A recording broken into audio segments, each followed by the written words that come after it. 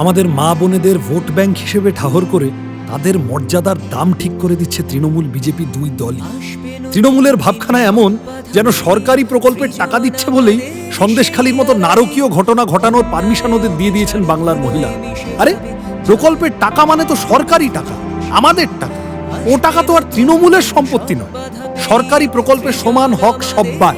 আমরা বামপন্থীরা সুযোগ পেলে এই সরকারি প্রকল্পগুলোকে চোর মুক্ত করে আরো অনেক বেশি মানুষের কাছে পৌঁছে দেওয়ার জন্য লড়ব। ইতিমধ্যেই আমরা ঘোষণা করেছি, এমপি হলে এমপি ফান্ডের 3/1 টাকা মহিলাদের উন্নতিকল্পে খরচ করবে বামপন্থীরা, যাতে আগামীতে একটাও হাতরাস বা সন্দেশখালী না ঘটে। সেজন্য মার্শাল আর্ট ট্রেনিং সেন্টার সমেত গড়ে উঠবে মহিলা আত্মরক্ষা সমিতি। সাথে থাকবে আত্মমর্যাদা কেন্দ্র, নিজের পায়ে দাঁড়ানোর জন্য কালচারাল সেন্টার, সমবায়, সাক্ষরতা ও বিজ্ঞান শিক্ষা কেন্দ্র গঠনের উদ্যোগ নেব আমরা। মা ও শিশুর স্বাস্থ্যের খেয়াল রাখার জন্য বাড়তি উদ্যোগ নেব।